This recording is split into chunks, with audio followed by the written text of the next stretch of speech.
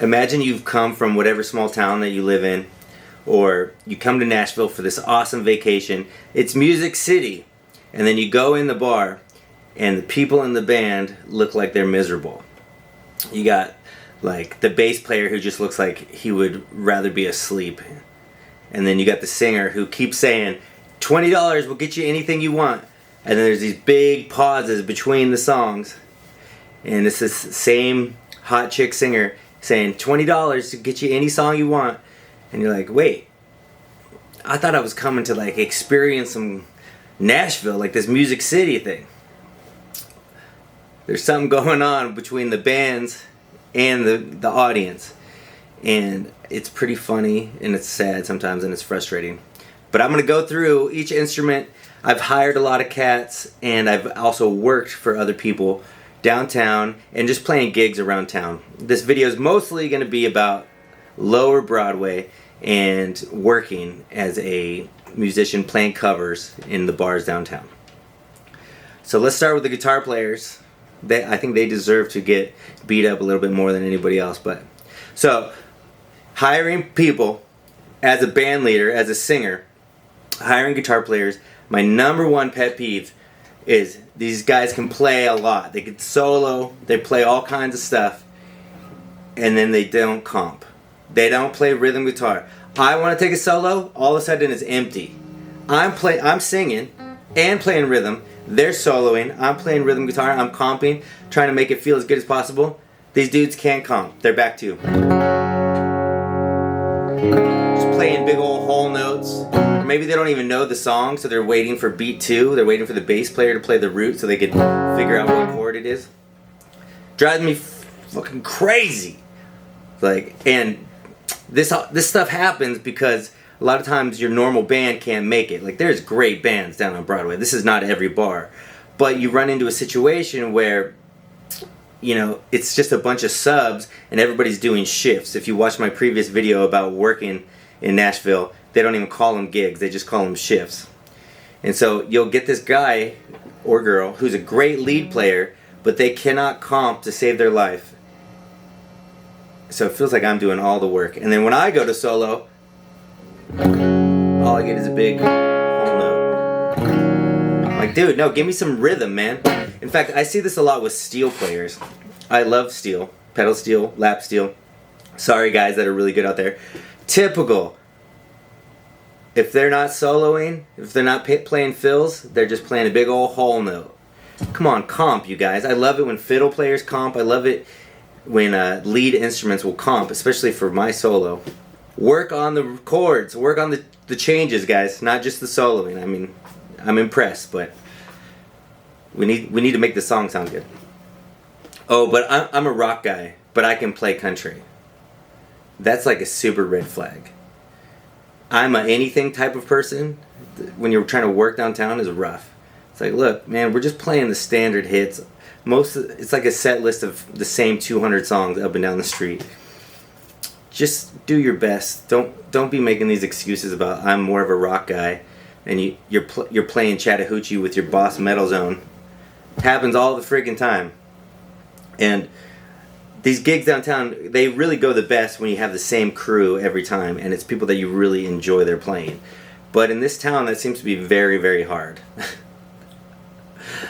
And I've tried to mitigate that the best I can by, you know, getting players who maybe aren't the most like skilled hired guns, but they just have a good vibe and they have good rhythm, and then I just have them practice the songs, and so we can like really have a good set. You know, now I'm totally digressing, but like, you ever notice that you'll have a band of amazing musicians playing together, but they're kind of just phoning it in, versus a band of guys who practice together every week, and they're like, this is their band, they really care. The less skilled musicians that really care about it and are practicing together all the time, they have a vibe. They make people dance. And that, at the end of the day, that's what you're doing downtown, is you're making people have a good time so that the bar can sell booze. And if you can't get with that, and you can't get with like, hey, I'm just making this a fun time for people. If you're this frustrated artist that can't do his own gigs, or you feel like you're gonna get famous down in Lower Broadway, and it's not working out, and you're getting tired. I think your context might need to shift a little bit. It's just about keeping the bars packed and keeping people having a good time and making some money. And I've heard a lot of people say it. They go, "Oh, it's better than working a temp job." It sure is. You know, you're making tips, you make your base pay, and you might not be, you know, buying your real estate property and, you know, paying off all your debts with this bar band money, but you're certainly having a good time, and it certainly beats working an hourly day job for sure. Anyway, back to the guitars. That's pretty much it. Is the guitar player, you know, we always make fun of the guitar player who plays too much, or the joke is like, "Oh, you're the lead guitar player? That must mean you don't know the songs." That's like that's basically what I'm talking about. Is like, hey, somebody play some chords to make this thing feel good. All right, let's move on to the bass. Bass players. The bass is so important, and I focus on it so hard because that's really the make or break of whether the band's going to be grooving. But a lot of these cats downtown, they don't even, groove is not a consideration for them. It's about playing as much as they can. It's almost like recess. Let's just freaking play as much as we can instead of, hey, let's make this song sound good. Now, bass players. There's so many good bass players in town, but there's also a lot of cats who maybe they've been playing bass for a while, but the bands in their hometown, they were just so happy to have a bass player that they never got any constructive feedback. So like I'll run into people who are like clearly talented. They know all their scales. They've maybe been to music school. And these mofos, they're playing every freaking note. We're playing a country song.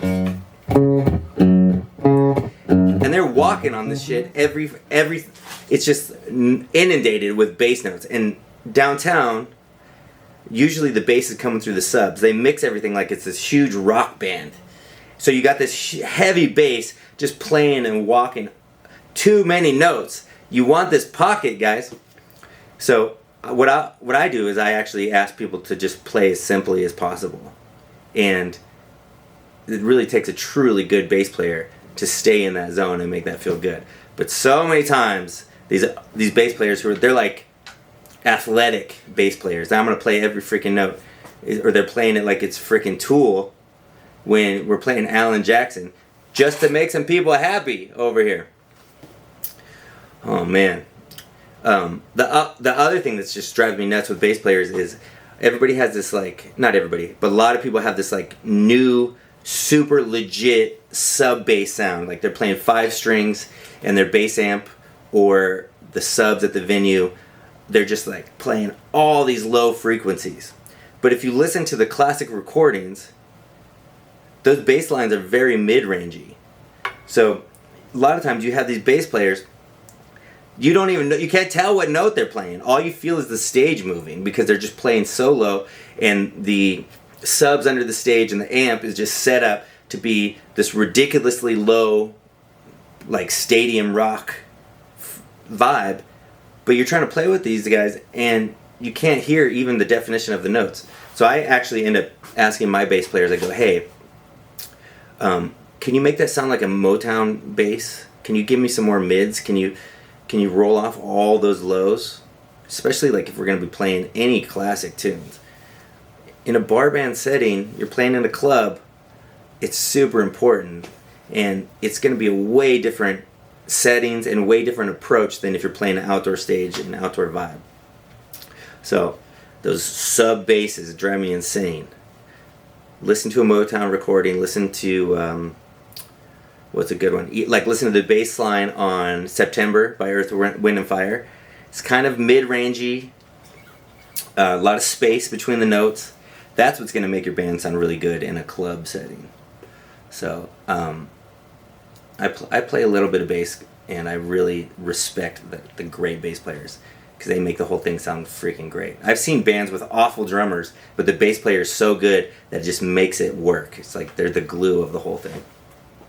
Oh man. Let's move on to some drummers. Awful guy to play with is the dude who plays with the click so much. Who plays to the click. So these are guys who, they, you know, maybe they're even on a tour, and the band they're playing with uses click track and maybe some tracks to go with it, and the drummer uses those tracks exclusively. But a lot of these guys that are doing that, it's kind of like drum karaoke. They can't create the groove on their own. So like if you check out Steve Jordan or any great drummer, they'll talk about playing with the click. So they're actually grooving with the click and the metronome. A lot of people play to it, and what I mean by that is they're just kind of like, it's almost like Rock Band. They're just listening so that they're staying with the click. They're not generating the groove inside of themselves and syncing that with the click. So you get them on like one of these smaller club gigs, and you're like, no, we're not going to play to the click. We don't need that. And you see these guys kind of freak out because they got like this badass metronome where they're counting stuff off, or maybe they want to like listen in their in-ears to the click while we're playing every song, and they've got the tempos written out to every tune. I appreciate that effort to make it really like flawless, but I think they're missing the point of you want to generate it from yourself in that moment. And it gets real rough because you're not really going to groove if you're always just playing to not be wrong. It's like playing to be right all the time instead of just expressing yourself, not making it dance. So just play alone, you guys. See if you can keep a good rhythm. It's not things can ebb and flow rhythmically as long as it feels good. But I think a lot of people, especially like younger musicians that are coming into the professional thing with playing with like tracks and just trying to be good, like they're more focused on being good than actually just expressing themselves. Oh, another pet peeve for for drummers is the pingy cymbal guy. It's like, oh man, I'm so into Red Hot Chili Peppers, and I have all the gear, and it sounds super good, and I'm shredding on the drums, and then they're good. People tell them that they're good, and they're like, okay, I think I got this. I'm going to go to Nashville and start working in bars, clubs, and they show up with these pingy cymbals. Ping, ping, ping, ping, ping, ping, ping, ping, ping, ping, ping. Man, that goes right in the vocalist microphone.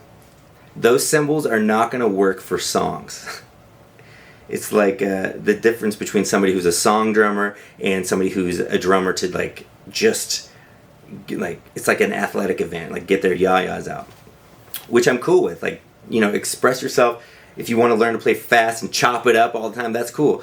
But get the context. You're down in a bar, you want to get some dark cymbals. My favorite drummers are using thin crash cymbal for the top hi-hat and a thick crash cymbal for the bottom hi-hat. It sits real low in the mix, so we're talking like, I think they're like 14s or something. They like Steve Jordan does this, and those hi-hats sit way lower in the mix. Instead of, you go to see a band and you're like, I can't hear the singer, you hear this all the time. No one's taking into account that those hi-hats are going right in the same frequencies as the singer's voice, right into all the vocal mics. It's brutal. Oh, that brings me to another drummer. The hand chaser guy. So if you listen to like pop music, soul music, pop music nowadays has been tremendously influenced by like Motown and R&B records from the 60s and 70s. And all those grooves are based on the bass drum and the snare drum. So like if you listen to anything that's really popular, the most prevalent thing is the bass drum and the snare drum. However, a lot of people playing in the clubs and stuff, I don't know if this is like the way that they teach drums or something, they're focused on the cymbals. So you end up getting a drummer who I call a hand chaser. So this is somebody who's like, my eighth note's got to be totally even, I'm playing with a click. This goes back to the other guy who like is trying to be so perfect that he's not actually generating music. So you got somebody who's chasing their right hand, so they're thinking about these eighth notes instead of thinking about making the groove feel good with the bass drum and the snare drum. So I'll tell people who are coming up on the drums, I'll be like, practice the songs without your hands. Without the right hand. So like, just get the bass drum and the snare drum feeling really good, internalize, then add the hands. Who cares if the eighth notes are like super tight or not? What we want to hear as an audience in the song, and as singers, people trying to sing over the top of it, is that we want to hear that we want to hear bass, snare, bass, snare. These hand chaser guys, they're so focused on 1 and 2 and 3 and 4, and they're thinking about that so much that the thing is like rushing and dragging all over the freaking place. And the bass drum and the snare drum are like afterthoughts, which it should be completely the other way around. So brutal to play with those guys. You know, I'm thinking about making my band sound like Motown or Booker T and the MGs, which if you're 25 you probably don't even care about any of that, but that's what's going to make people move in a club. That's what we're talking about, is making people have a great time. It's like, I guess it's the equivalent of somebody who's playing from here instead of playing from here. You want to really feel what you're playing and make it dance no matter what instrument you're playing. So, okay, let's move on to singers. Man, people didn't come to Nashville. This is a tourist town. This is a tourist thing. And if you can't get with that and just enjoy it for what it is, you're going to be freaking miserable. So, do the request. Look at the phone if you need it. But make your band have a vibe. You know, it's like, it's so brutal to just see somebody half-assing their way through the same cover songs that everybody always plays. Make your band have its own thing. If you're into freaking Radiohead, do it. Go for it. Get your band on board to play a lot of Radiohead. And then offer, you know, hey, we'll do a cover. And then if you have to mix Radiohead with Alan Jackson cover, go for it. Who cares? But at least there's moments where you're showing what you're into. That's what the people want to see, and that's what's going to sell more drinks. You know, of course, if you're playing Friday night, you might probably want to learn Uptown Funk with your band because you're, you know, keeping the party going. But if that's not your thing, you really love country music, you want to do some old school stuff, do it. People are going to respond to you loving what you're doing. Come on, you guys, you're the face of this whole thing. Have some personality too. That actually brings me to another thing. A lot of people doing triple shifts, so they're doing like 11 to 2, 2 to 6, and then 6 to 10. They're doing 4 shifts a day. The singers that are doing this, 3 shifts a day, and then they bitch about how they don't, they're losing their voice because they're singing too much. Don't do that, you guys. It's so bad for you. If you're a good singer, do not do multiple 4-hour shifts a day. Please take care of your voice. I know we all need some money. Times get freaking hard these days. A lot of times when I was leading my own shifts downtown on Broadway, I would hear the audience say, we want to hear what you like. Play your favorite song. And then they would tip a 20 for us to play our favorite song. This is more evidence for my theory that most of the people are coming to town because they want to experience something. They don't just want to hear the same shit that Jack FM was playing. Yeah, don't get me wrong.